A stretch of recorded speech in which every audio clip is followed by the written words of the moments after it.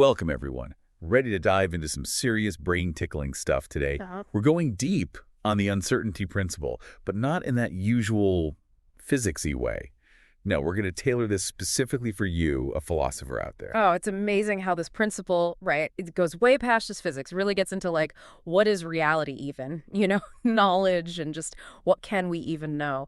Huge philosophical questions, really. It's true. Yeah. And lucky for us, we've got a top-notch guide, the Stanford Encyclopedia of Philosophy's entry on, well, the uncertainty principle, obviously. That's some serious philosophy of science stuff right there, really in-depth. So yeah, get ready because things are about to get seriously mind-bending. Now, I got to say, this principle, it's not just about, oh, we're a bit unsure about things. It's a precise statement, but a very specific kind of unknowability in the quantum world. Exactly. To really get what it means, we got to first wrap our heads around how quantum mechanics totally shook up our understanding of the physical world. Like in classical physics, we're all, yeah, we can totally know a particle's position and its momentum at the same time. No problem. It's like a perfectly predictable world. Yeah. Right. If we knew how everything started, we could theoretically predict everything. But then, boom, quantum mechanics crashes the party, and suddenly that neat and tidy world is out the window. So, how does this uncertainty principle fit into this new kind of crazy picture? Well, the uncertainty principle basically says, hold on, there's a limit to how well you can know both the position and the momentum of a particle at the same time. It's like the more you nail down one, the fuzzier the other gets. And get this, it's not because our instruments are messing up. It's baked right into the nature of quantum systems, man. So it's not like the electrons being sneaky or anything. It's like the uncertainty is just a part of reality down there at the quantum level. You got it. No, we got to give credit where credit's due. Werner Heisenberg, he's the one who first put this into words back in 1927. But he wasn't just about equations.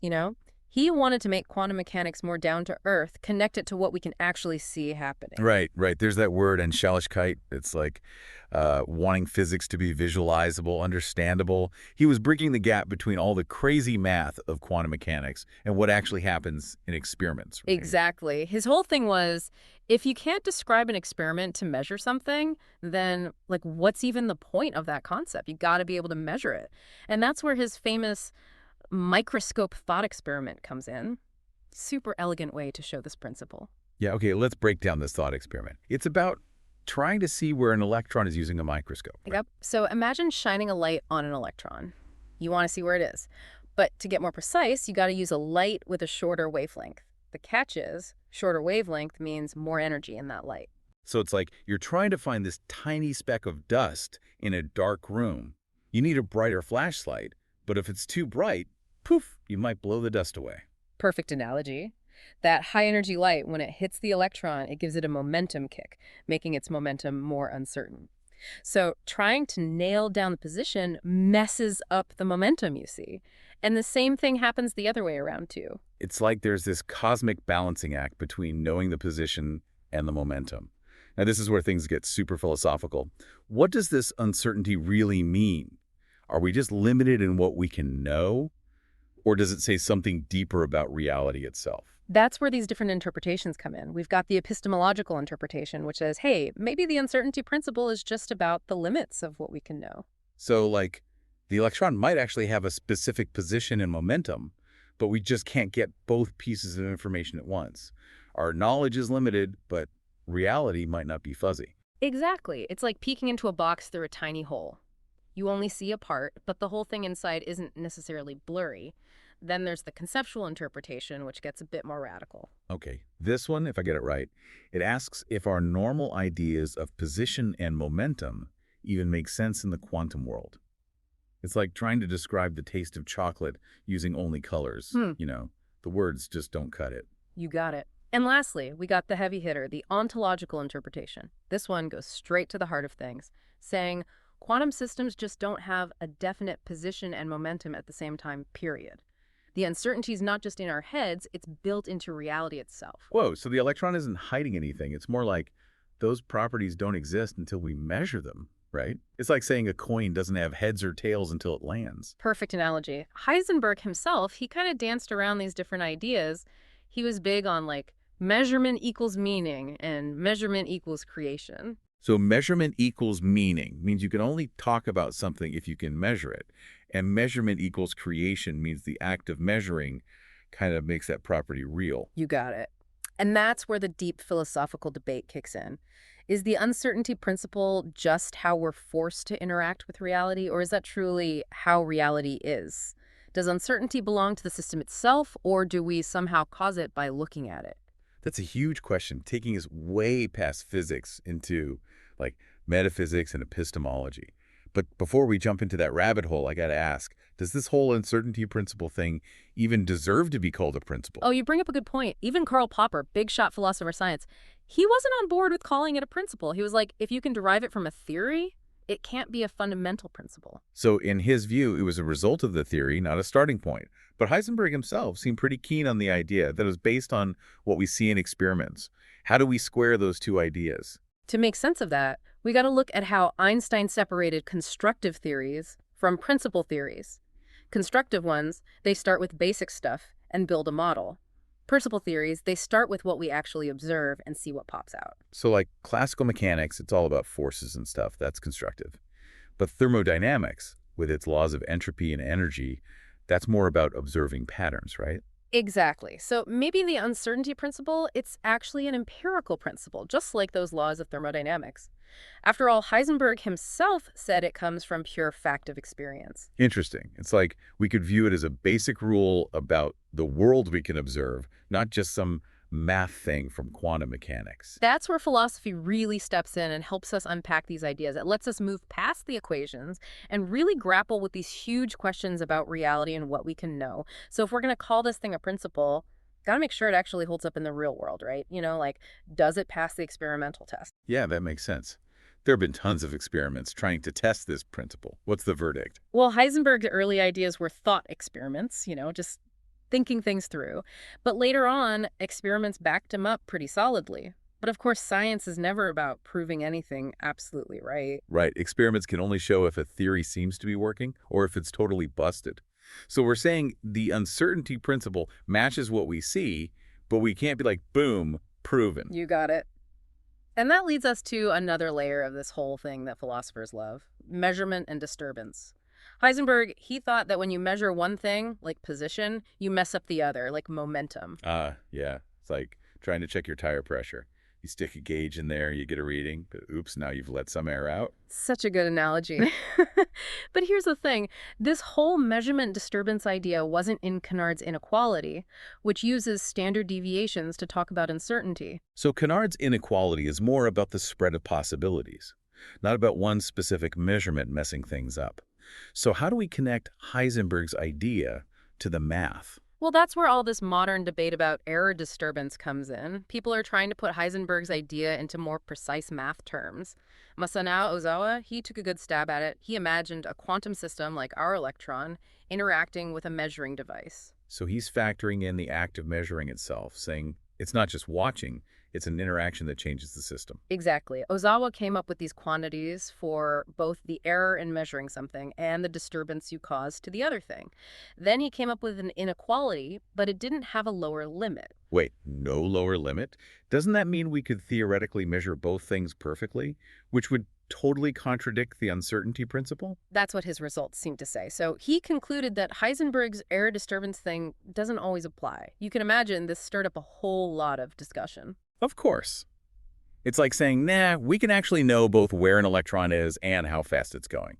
That goes against everything the uncertainty principle is about. So what did other physicists say about that? Right. Well, other folks like Paul Bush, Pekka Lottie, and Reinhard Werner, they had a different approach. They used something called positive operator valued measures, or POVMs for short, to describe trying to measure position and momentum at the same time. Simultaneous measurements, even though we know we can't be perfectly accurate with both. It's like trying to taste and smell a strawberry with the same tool, right? Yeah, I like that.